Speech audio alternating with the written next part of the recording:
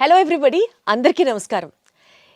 ఇప్పటి నుంచి మనం చేసే ఈ హెల్త్ సిరీస్ మీకు చాలా ఇన్ఫర్మేటివ్గా ఉంటాయి అండ్ చాలా హెల్ప్ఫుల్గా కూడా ఉంటాయి.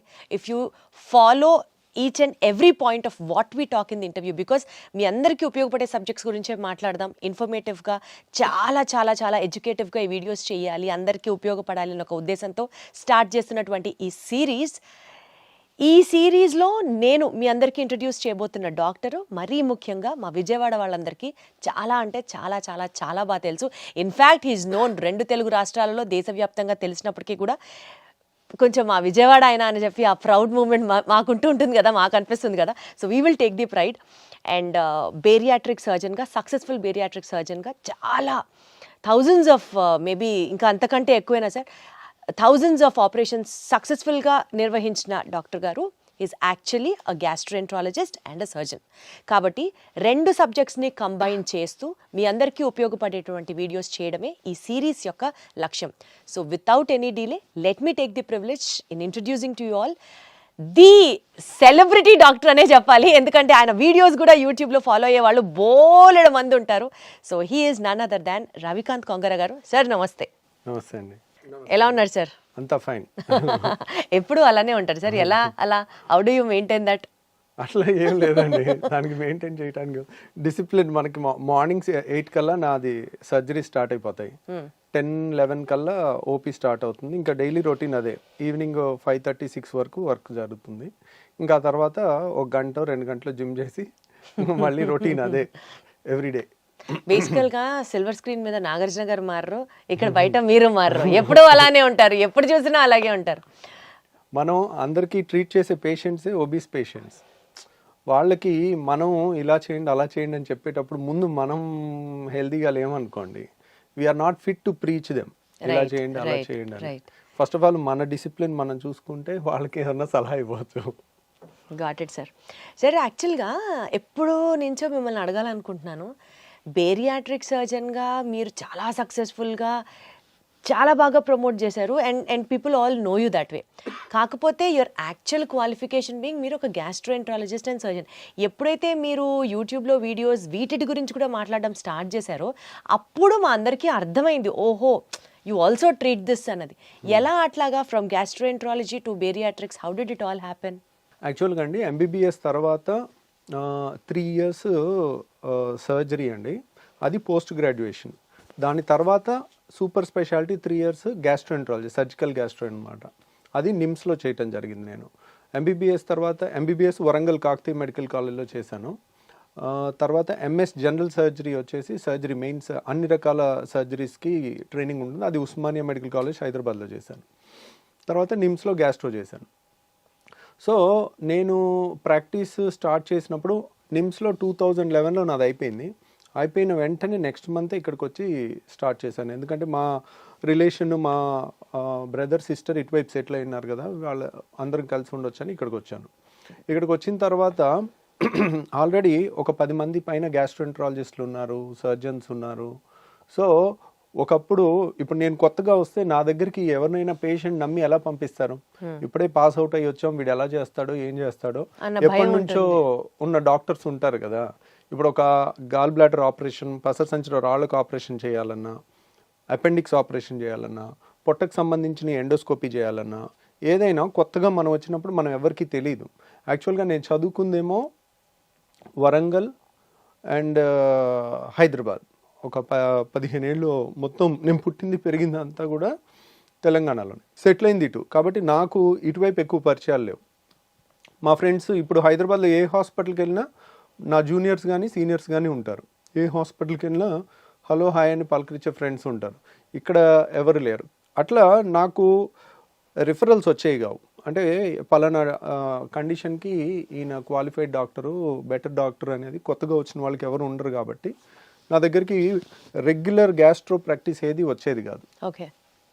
దాంతో నాకేంటంటే ఇంకెలాగా చాలామంది చేస్తున్నారు కదా, ఎవరు చేయలేనిది కష్టమైంది ఉన్నది బేరియాట్రిక్ సర్జరీ, అది చేద్దాం అనేది నాకు. దానికి స్పెషల్ ట్రైనింగ్ బెల్జియంలో చేసి వచ్చాను అనమాట.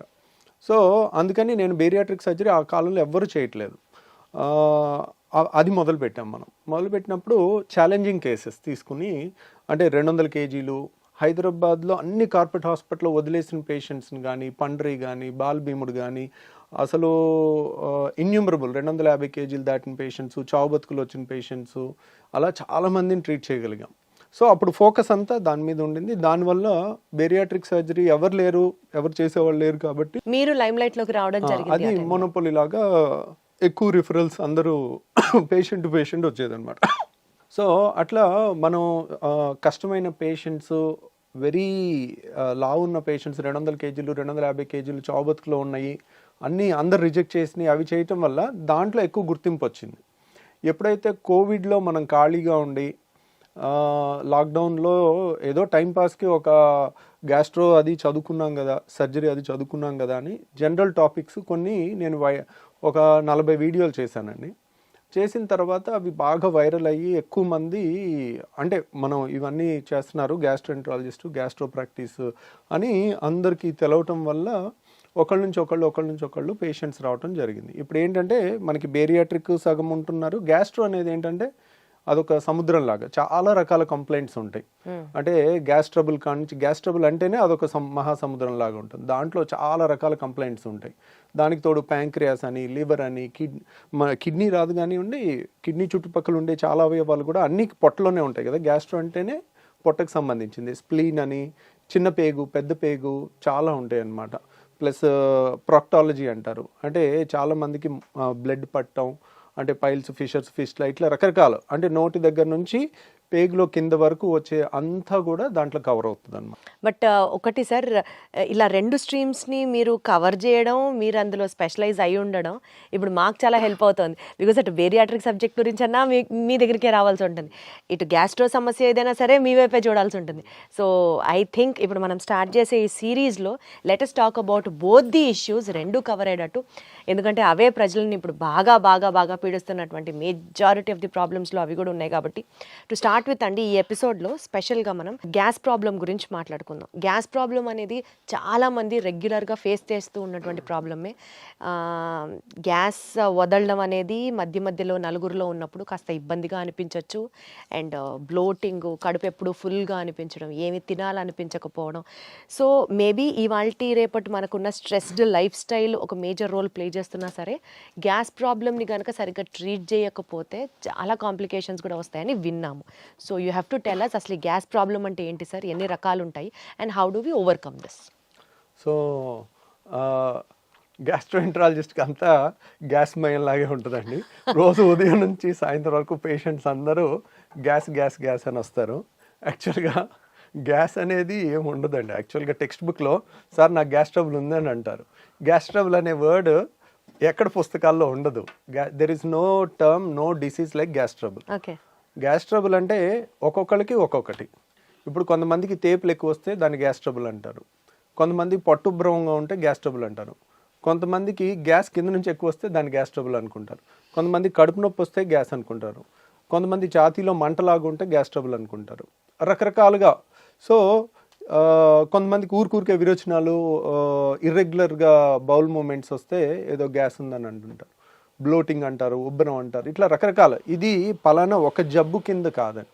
It's a non specific patient తయారు చేసిన జబ్బు అనమాట. దాన్ని వాళ్ళు గ్యాస్ అంటే వాళ్ళు చెప్పే కంప్లైంట్స్ అన్నీ నిశితంగా పరిశీలించి, ఓహో వీళ్ళకి ఈ ప్రాబ్లం ఉంది, ఓకే వీళ్ళకి గాల్ బ్లాడర్లో రాయి ఉన్నా కానీ గ్యాస్ ట్రబుల్ లాగా వస్తుంది. అంటే వాళ్ళు ఏంటంటే నూనె వస్తువులు తినలేరు. నూనె వస్తువులు తినగానే కడుపులో ఇబ్బంది అవుతుంది. అన్నం తిన్న తర్వాత కానీ, నూనె వస్తువులు తిన్నప్పుడు కానీ, నూనె వస్తువులు లేకపోతే అట్లా. ఈ కంప్లైంట్ ఉంటే ఒక్క గాల్ బ్లాడర్ దాంట్లోనే నూనె వస్తువులు తినలేనిది వస్తుంది, ఇంకా దేంట్లో రాదనమాట. అట్లా వాళ్ళు చెప్పే కంప్లైంట్లో మన క్లూస్ దొరుకుతూ ఉంటాయి. ఇప్పుడు కడుపులో మధ్యలో నొప్పి వచ్చి వీపులోకి పాకుతుంది అనుకోండి, అది ప్యాంక్రియాస్ నొప్పి. ప్యాంక్రియాస్ నొప్పి ఒక్కటే వీపులోకి పాకుతుంది. పసర సంచిది ఎప్పుడు రైట్ సైడ్ వస్తుంది. రైట్ సైడ్ వచ్చి కుడి భుజానికి వెళ్తుంది అనమాట. సో ఇంకా ఎసిడిటీ ప్రాబ్లం, రిఫ్లెక్స్ అనుకోండి, బొడ్డు పైన వచ్చి ఎడమ వైపు ఛాతీలో వస్తుంది. అది హార్ట్ బర్న్ అంటారు, కడుపు మంట అంటారు. కొంతమంది కడుపు మంట అంటారు. కొంతమంది ఎక్కువ అసూయ, ఒకప్పుడు అంటారు కదండి, ఎక్కువ అసూయ, జలసి ఉండి వాళ్ళు ఎక్కువ ఆలోచించి వాళ్ళ బాడీలో ఎక్కువ యాసిడ్ తయారయ్యి, యాసిడ్ వల్ల అల్సర్స్ ఫామ్ అవుతాయి అనమాట. అల్సర్స్ ఫామ్ అయ్యి దాన్ని ఎసిడిటీ అంటారు. ఆ యాసిడ్ ఎక్కువ ఉన్న వాళ్ళకి అన్నవాహిక అనేది మనకి గొంతు నుంచి పొట్టలోకి వెళ్ళే ఇసోఫేగస్ని అన్నవాహిక అంటారు. అది ఛాతీలో ఉంటుంది అనమాట. అది కొంచెం లెఫ్ట్ సైడ్ ఉంటుంది, హార్ట్ వెనకాల నుంచి వెళ్తుంది. కాబట్టి వాళ్ళందరికీ హార్ట్ బర్న్ లాగా వచ్చి గుండె నొప్పి ఏమో చచ్చిపోతామేమో అన్న భయంతో వస్తారు వాళ్ళు, పరుగులు తీసుకుంటూ వస్తారు. సో కాకపోతే మనకు అక్కడ రకరకాలు, ఇది ఎసిడిటీయా, రిఫ్లక్స్ డిసీజా. పొట్టలో యాసిడ్ ఉంటే ఏం ప్రాబ్లం లేదు, అది ఛాతీలోకి ఎక్కువ వస్తే కనుక రిఫ్లక్స్ అంటారు. ఆ రిఫ్లక్స్ డిసీజా, గాల్ బ్లాడర్ ప్రాబ్లమా, ప్యాంక్రియాస్ ప్రాబ్లమా, లేదంటే చిన్న పేగు పెద్ద పేగు ప్రాబ్లమా, లేకపోతే ఇన్ఫ్లమేటరీ బౌల్ డిసీజ్ అని పేగుల్లో జబ్బులు ఉంటాయి ఇవా. ఇట్లా మనం ఈ గ్రూప్ ఆఫ్ చాలా రకాల జబ్బుల నుంచి వచ్చే కంప్లైంట్, అన్ని ఏ జబ్బు అనేది తెలియదు పేషెంట్కి.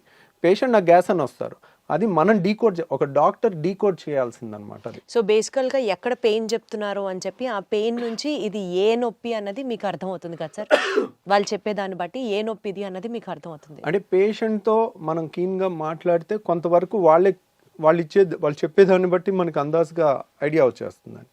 యూజువల్గా ఎడం పక్క ఛాతీలో నొప్పి అని ఒక 25 ఏళ్ళ కుర్రోడు వచ్చాడు అనుకోండి, 20-25 ఇయర్స్లో హార్ట్ అటాక్ రాదు. దట్ ఈస్ అదే 65 ఏళ్ళ మనిషి వచ్చాడు అనుకోండి, మనం అనుమానంగా చూడాలి. సో గ్యాస్ ట్రబుల్ అయినప్పటికీ కూడా హార్ట్ ఏమో అని చూడాలి. సో ఎందుకంటే గ్యాస్ ట్రబుల్కి మనం ఎసిడిటీ కానీ రిఫ్లక్స్ కానీ ట్రీట్మెంట్ చేయకపోయినా ప్రాణం పోదు. కానీ అదే పేషెంట్కి హార్ట్ ప్రాబ్లం ఉండి, హార్ట్ ప్రాబ్లమ్ని మనం హార్ట్ అటాక్ అయి ఉండి దాన్ని హార్ట్ బర్న్, గ్యాస్ ట్రబుల్ అని అనుకుని మనం కరెక్ట్ టైంలో ట్రీట్మెంట్ ఇవ్వకపోతే వాళ్ళకి లైఫ్ కూడా రిస్క్ వచ్చే అవకాశం ఉంటుంది. సో అక్కడ సిచ్యువేషన్ బట్టి ఓవరాల్గా ఇప్పుడు ఇంట్లో లేడీస్ అన్నం ఉడికిందా లేదా ఒక మెతుకుతో ఎట్లా చేస్తారో, పేషెంట్ వచ్చి వాళ్ళు చెప్తుండే కొద్దీ మనకు అర్థమైపోతా ఉంటుంది, ఓహో వీళ్ళది ఇది, సో ఇది అయ్యి ఉండొచ్చు. కానీ కన్ఫర్మ్ చేసుకోవాలంటే ఈ టెస్ట్ చేయాలి, అవసరమైతే ఎండోస్కోపీ చేయాలి, సిటీ స్కాన్ చేయాలి, అల్ట్రాసౌండ్ స్కాన్ చేయాలి, ఎంఆర్ఐ స్కాన్ చేయాలి. ఓహో దీనికి ఈ స్కాన్ అయితే బాగా పనిచేస్తుంది అట్లా. సార్ ఇప్పుడు ఏ నొప్పి అయినా సరే అది గ్యాస్ అని పేషెంట్ ఏదైతే చెప్తారో మీ దగ్గరికి వచ్చినప్పుడు దానికి మేజర్గా మనం చూడాల్సినటువంటి కారణాలు ఏంటి? ఇప్పుడు ఒకప్పుడు మా చిన్నప్పుడు ఇంత మరి అవేర్నెస్ లేకపోవటం వలన అప్పుడు కూడా ఉన్నదో మనకు తెలియదు, కానీ ఇప్పుడైతే చాలా ఎక్కువ పేషెంట్స్ అయితే ఉంటున్నారండి. దానికి కారణం ఏంటంటే ఒకప్పుడు ఉన్న ఫుడ్ హ్యాబిట్స్, ఇప్పుడున్న ఫుడ్ హ్యాబిట్స్, ఇప్పుడు అంతా జంక్ ఫుడ్, బయట ఫుడ్.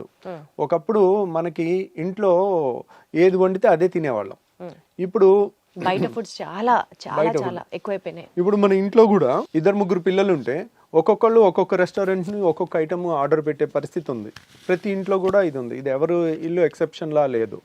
తర్వాత డే బై డే అగ్రికల్చర్లో కూడా ప్రాఫిట్ ఓరియంటెడ్గా మనకి ఏమేమి పెస్టిసైడ్స్ కొడుతున్నారు, ఎంత మోతాదులో కొడుతున్నారు, దాని రెగ్యులేషన్ అనేది అంత ప్రాపర్గా లేదు. దానివల్ల వస్తుందా, దీనివల్ల వస్తుందా, ఇవన్నీ కూడా మోస్ట్ లైక్లీ ఇవన్నీ కారణాలు అయి ఉండొచ్చు. ఈ కారణాన్ని క్లియర్ కట్గా ఎస్టాబ్లిష్ చేయాలంటే చాలా పెద్ద రీసెర్చ్ చేయాలండి. అది గవర్నమెంట్ ఇనిషియేటివ్గా తీసుకుని పెద్ద స్టడీ, లక్షల మంది పేషెంట్ని స్టడీ చేయటం అనేది అంత ఈజీ కాదు. వాళ్ళు తీసుకున్న ప్రతి మోతాదులో ఏ ఏ పెస్టిసైడ్ ఎంత ఉంది అని టెస్ట్ చేయాలన్నా కానీ ఒక్కొక్క టెస్ట్కి మనకి 1000 ఖర్చు అవుతుంటుంది అనమాట. అవన్నీ ప్రూవ్ చేయాలంటే ఇట్స్ ఏ పబ్లిక్ ఇనిషియేటివ్. ప్రైవేట్గా ఒక డాక్టర్ కానీ ఒక ఇండివిజువల్ కానీ చేయగలిగింది కాదనమాట. ఇప్పుడు మన అమెరికాలో అయితే అలా నేషనల్ ఇన్స్టిట్యూట్ ఆఫ్ హెల్త్ అని ఉంటుంది, వాళ్ళు స్పాన్సర్ చేస్తారు, $1 మిలియన్ అట్లా రీసెర్చ్కి ఇస్తారు అనమాట. మన దగ్గర కూడా కొన్ని ఉన్నాయి, ICMR అని. అట్లా రీసెర్చ్ చేస్తే గానీ మనకి ఎందువల్ల అనేది ఈ గ్యాస్ ప్రాబ్లం వస్తుంది అన్నది తెలియట్లేదు తెలియదు. అంటే ఇదే కారణాలు, ఇదివరకు లేని ఇప్పుడు వచ్చినాయి కదండి. ఇప్పుడు ఇదివరకు ఇంత ఒబిసిటీ లేదు, ఇప్పుడు ఎందుకు వచ్చింది అంటే, ఇప్పుడు ఇదివరకు 2 వీలర్స్ ఎన్ని ఉన్నాయి, ఇప్పుడు ఎన్ని ఉన్నాయి. నా స్కూల్కి నేను నడుచుకుంటూ వెళ్ళేవాడిని, ఇప్పుడు మా పిల్లలు కార్లో దిగి కార్లో వెళ్తున్నారు. సో ఇప్పుడు ఎన్ని 2 వీలర్స్ ఉన్నాయి, అప్పుడు ఎన్ని లక్షలు ఉన్నాయి, ఇప్పుడు ఎన్ని కోట్లు ఉన్నాయి. రైట్. సో ఎన్ని లిఫ్ట్లు ఉన్నాయి, అప్పుడు ఎన్ని ఉన్నాయి. లైఫ్ స్టైల్ దీనికి మెయిన్ కారణం అన్నట్టుగా అర్థం చేసుకోవాలి మనం. అటు ఒబిసిటీకైనా, పెరుగుతున్న గ్యాస్ సమస్యలకైనా, పెరుగుతున్న క్యాన్సర్లకైనా కూడా మోస్ట్లీ మన పర్యావరణం మారటం కానీ అన్నీ కూడా కారణం అనమాట. సరే ఇప్పుడు ఈ గ్యాస్ ట్రబుల్కి అయితే మనం ఇట్లా జనరలైజ్డ్గా మాట్లాడుకుంటున్నాం. ప్రత్యేకంగా ఇందాక మీరు ఒక మాట అన్నారు, యాసిడ్ రిఫ్లెక్స్ అని. అంటే పొట్టలో ఉండాల్సిన యాసిడ్ పైకి తంతు ఉంటే అది యాసిడ్ రిఫ్లెక్స్ అని. అది కూడా ఎక్కువగా వింటున్నాం, అది కూడా ఒకలాంటి గ్యాస్ ప్రాబ్లమే అంటారా? దాని గురించి ఏమైనా డీటెయిల్గా మాట్లాడుకుందాం. అంటే చాలా మందికి అండి ఎసిడిటీ అంటే 2 రకాలు. ఒకటి పొట్టలో యాసిడ్ ఎక్కువ తయారవటం, టెన్షను, ఇర్రెగ్యులర్ ఫుడ్ హ్యాబిట్స్, ఆలోచన ఎక్కువ ఉండటం, సో పని ఒత్తిడి ఎక్కువ ఉండటం వల్ల బాడీలో యాసిడ్ ఎక్కువ తయారవుతుంది. ఎప్పుడైతే యాసిడ్ ఎక్కువ తయారవుతుందో మనకి కడుపులో మంట వస్తుంది, వాళ్ళకి బొడ్డు పై భాగంలో మంటలాగా వస్తుంది. సో ఆ మంట అనేది ఎప్పుడైతే పొట్టలో పై భాగంలో మంట వస్తుందో అది ఒక రకమైన ఎసిడిటీ. దానికి సింపుల్గా యాసిడ్ తగ్గించే యాంటాసిడ్ మందులు కానీ, కొత్తగా వచ్చిన పీపీఐస్ కానీ, అంటే ప్యాంటోప్రజోల్, రాబిప్రజోల్, ఒమిప్రజోల్, ఇసోమిప్రజోల్ అంటే రకరకాల ఏది వేసినా కానీ చాలా రిలీఫ్ వచ్చేస్తుంది. తర్వాత రెండోది ఏంటంటే మనకి డైలీ మన నోట్లో ఉమ్ము ఉంటుంది, దాని pH 7.4 ఉంటుంది. మన స్టమక్లో హైడ్రోక్లోరిక్ యాసిడ్ ఉంటుంది, అది కాన్సన్ట్రేటెడ్గానే ఉంటుంది. అంటే దాని pH వచ్చేసి 2 ఉంటుంది, లెస్ దాన్ 2, 1.5 to 2, అంటే వెరీ ఎసిడిక్ ఎన్వైర్న్మెంట్. ఎందుకు మన ఫుడ్ను అంతా డైజెస్ట్ చేయడానికి కానీ, అది ఆ యాసిడ్ ఎన్వైర్న్మెంట్ వచ్చిన క్రిముల్ని, అనవసరమైన క్రిముల్ని చంపడానికి కానీ అదొక ప్రొటెక్టివ్ మెకానిజం, డైజెషన్కి కానీ హెల్ప్ అవుతుంది అనమాట. సో ఈ యాసిడ్ అనేది పొట్టలో ఉండటం సహజ గుణం. కాబట్టి పొట్టలో ఎంత యాసిడ్ ఉన్నా మనకి ఇబ్బంది అయ్యదు. ఎందుకంటే పొట్ట గోడలో స్టమక్ వాల్లో యాసిడ్ని తట్టుకునే శక్తి ఉన్న వాళ్ళని ఆల్రెడీ మన బాడీ తయారు చేసుకుంది. ఇప్పుడు చూడండి, మన కాళ్ళు, అరికాళ్ళు అనేది మందంగా ఉంటాయి. అరికాళ్ళ మీద నడిచినా మనకి అవి మందంగా ఉండటం వల్ల అది అడాప్ట్ అయి ఉంటుంది అనమాట, మనకి ఏ ఇబ్బంది ఉండదు. అంతే బరువు మన చేతి మీద, కాలు మీద, వేరే చర్మం మీద పెడితే ఆ చర్మం ఊడిపోద్ది. ఎందుకు? ఇట్ ఈస్ నాట్, దానికి తయారవ్వలేదు, నడవటానికి అరికాలు తయారైంది. అలాగే యాసిడ్ని తట్టుకోవటానికి మన స్టమక్ వాల్ తయారైంది అనమాట. జీర్ణాశయం యొక్క ఎక్కడైతే యాసిడ్ ఉంటుందో ఆ లోపల పొర యాసిడ్ని తట్టుకునే విధంగా తయారైంది. కానీ మన అన్నవాహిక, ఇసోఫేగస్, ఇక్కడ నుంచి ఇక్కడ వరకు ఉన్న ఇసోఫేగస్ మాత్రం అది యాసిడ్కి తట్టుకునేటట్టు తయారవ్వలేదు. కాబట్టి పొట్టలో యాసిడ్ ఉంటే కొంచెం కడుపు మంట వస్తుంది, చాలా ఈజీగా ట్రీట్ చేయొచ్చు మనం. వాళ్ళకి గ్యాస్ ట్యాబ్లెట్ ఇస్తారు, కొన్ని యాంటాసిడ్ ఇస్తారు, తగ్గిపోతుంది, they will be very happy. కానీ ఈ పొట్టలో ఉండాల్సిన యాసిడ్ ఇక్కడ వాల్వ్ ఉంటుంది, ఛాతీకి పొట్టకి ఛాతీకి మధ్యలో ఒక వాల్వ్ ఉంటుంది, దాన్ని హయాటస్ అంటారు. ఆ హయాటస్లో వెడల్పుగా ఉండి వాల్వ్ లూజ్గా ఉంటే దాన్ని హయాటస్ హెర్నియా అంటారు. చాలామందికి ఎండోస్కోపీ రిపోర్ట్ చూస్తే లాక్స్ ఎలియస్ అంటారు. లాక్స్ ఎలియస్ అంటే లోవర్ ఇసోఫేజియల్ స్పింక్టర్. ఇసోఫేగస్ అంటే అన్నవాహిక. అన్నవాహికలో ఇక్కడ ఒక కంట్రోల్ ఉంటుంది, అప్పర్ ఇసోఫేజియల్ స్పింక్టర్ అని. ఇక్కడేమో lower oesophageal sphincter. Lower oesophageal అయిపోయిన తర్వాత స్టమక్ స్టార్ట్ అయిపోతుంది, అంటే జీర్ణాశయం స్టార్ట్ అయిపోతుంది. సో ఇక్కడ వాళ్ళు లూజ్గా ఉంటే కనుక దాన్ని లాక్స్ ఎలియస్ అంటారు, లోవర్ ఇసోఫేజియల్ స్పింక్టర్. లేదంటే అక్కడ లూజ్గా ఉండటం వల్ల హైటస్ హెర్నియా అంటారు. గ్రేడ్ 1, గ్రేడ్ 2, గ్రేడ్ 3, గ్రేడ్ 4 ఉంటుంది. గ్రేడ్ 4 అంటే ఇంత వెడల్పుగా ఉంటుంది అక్కడ. అంటే ఏంటి, ఇప్పుడు ఇక్కడ ఎప్పుడైతే వాల్వ్ చాలా గ్రేడ్ 4 లూజ్గా ఉంటుందో పొట్టలో ఉన్న యాసిడ్ అంతా ఊరికే పైకి వస్తూ ఉంటుంది. పొట్ట అనేది, జీర్ణాశయం అనేది మనం ఫుల్గా తిన్న తర్వాత అది గ్రైండర్ ఆన్ అయినట్టు ఆన్ అవుతుంది. ఆన్ అయినప్పుడు గ్రైండర్కి పైన మూత పెట్టలేదు అనుకోండి, ఎట్లయితే పైకి చిమ్ముతుందో అట్లా ఈ పొట్టలో ఉండాల్సిన యాసిడ్ అంతా అది ఫుడ్ తిన్నాక ఇలా పైకి ఇసోఫేగస్లోకి వస్తుంది. ఇసోఫేగస్ గోడ ఏమైంది, మన అన్నవాహిక గోడ అనేది యాసిడ్ని తట్టుకోవటానికి తయారవ్వాల, కాబట్టి అది విపరీతమైన మంట వస్తుంది, దాన్ని హార్ట్ బర్న్ అంటారు. వీళ్ళు ఏం తినకపోతే హ్యాపీగా ఉంటారు.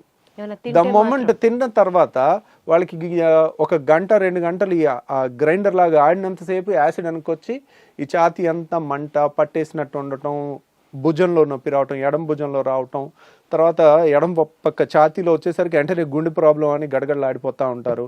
ఎక్కడో టీవీలో చూస్తారు 25 ఏళ్ల మనిషి ఒక ఇలా కూలబడి చచ్చిపోతే అది హార్ట్ అటాక్ కాదో కూడా ఎవరికి తెలియదు. ఎవరికి తెలుసు? Sudden death. It is a sudden death.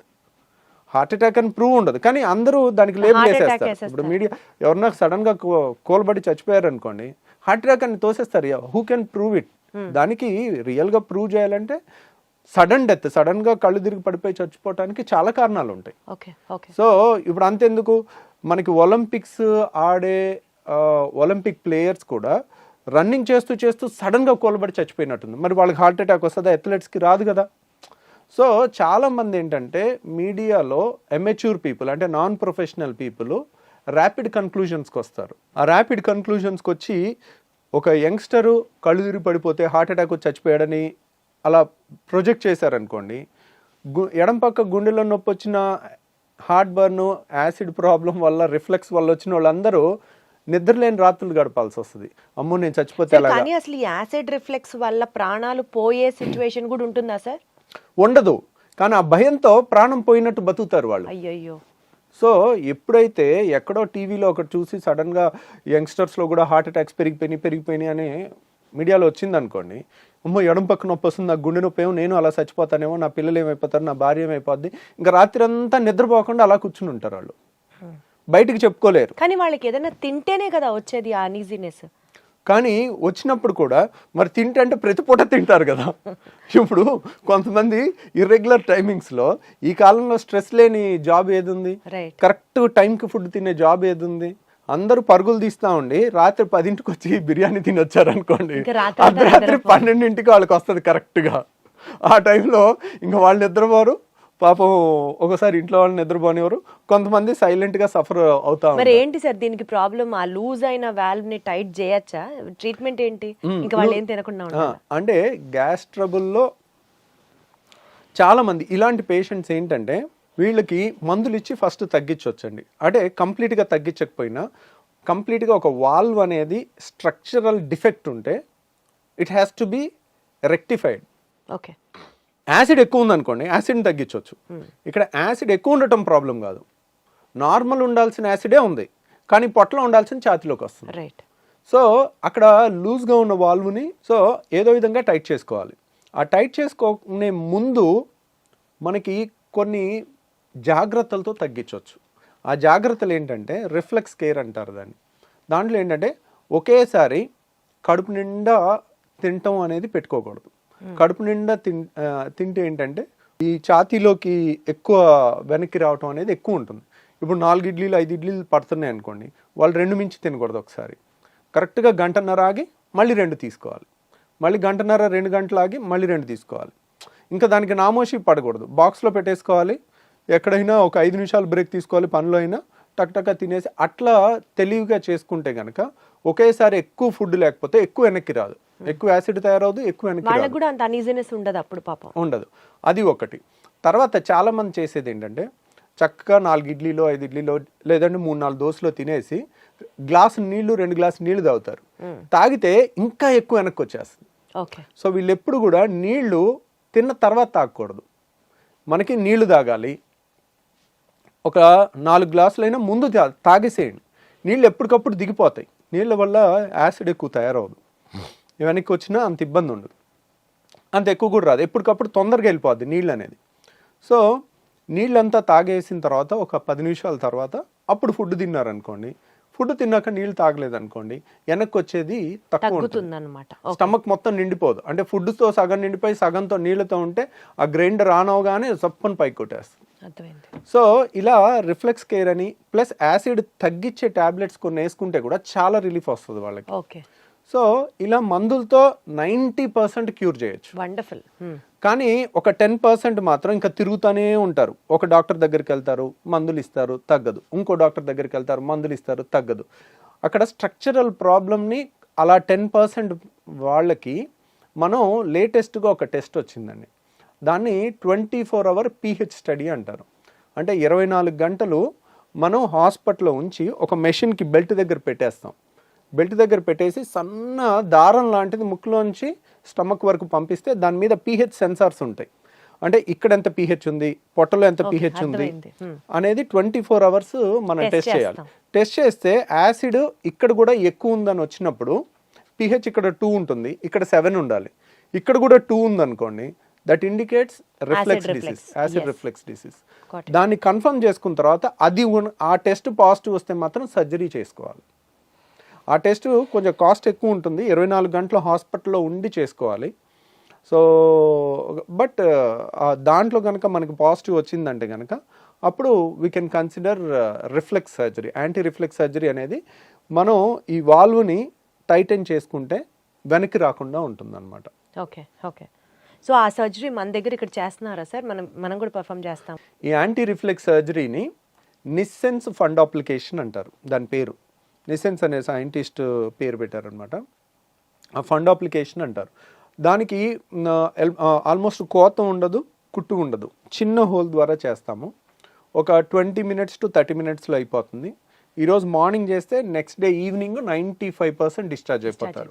ఇంకొక 5% నెక్స్ట్ డే డిశ్చార్జ్ అవుతారు. సో ఇది ఎఫెక్టివ్నెస్ ఎంత ఉంటుంది అంటే కనుక ఆల్మోస్ట్ 75% నుంచి 85% వరకు ఉంటుంది. ఒక 25%కి సగం రిలీఫే ఉంటుంది.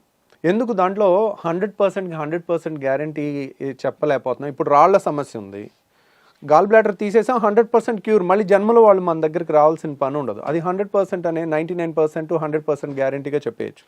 అదే రిఫ్లెక్స్ దాంట్లో 70 to 85% అనేది చాలా హై రిజల్ట్ అనమాట. సో ఎందుకనంటే ఇప్పుడు ఏదన్నా తీసేయటం తేలిక. గాల్ బ్లాడర్ తీసేసాం అయిపోయింది, గర్భసంచి తీసేసాం అయిపోయింది, చెయ్యి నరికేసాం నిమిషం పని. సో తీసేయటం తేలిక. మొండి చేయిని ఇలా తయారు చేయలేం. మనిషి ఇంకో 1000 జన్మలు ఎత్తినా కానీ, సైన్స్ ఎంత డెవలప్ అయినా కానీ మొండి చేయిని ఈ మూమెంట్ రాదు. రాయటం కానీ ఈ అద్భుతమైన క్రియేషన్ అనేది జరగదు. ఈ వాల్వ్ కూడా ఒక అద్భుతమైన క్రియేషన్. అది మనకి న్యాచురల్గానే పర్ఫెక్ట్గా ఉండాలి.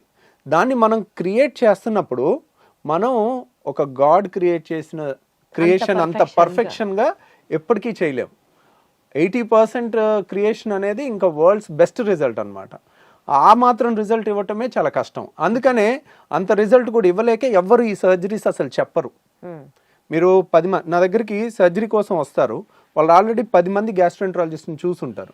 ఇంకెక్కడ దొరక్క బాధపడి పడి పడి తిరిగి చివరికి ఇక్కడన్నా ఏదన్నా దొరుకుద్దేమో అని వచ్చే వాళ్ళు ఉంటారు. అట్లా వచ్చి తగ్గిన వాళ్ళు చాలామంది ఉన్నారనమాట. మనం ఆల్మోస్ట్ ఇండియాలోనే హైయెస్ట్ సర్జరీస్ చేస్తాం. ఇదేంటంటే టెక్నికల్లీ ఛాలెంజింగ్ అనమాట.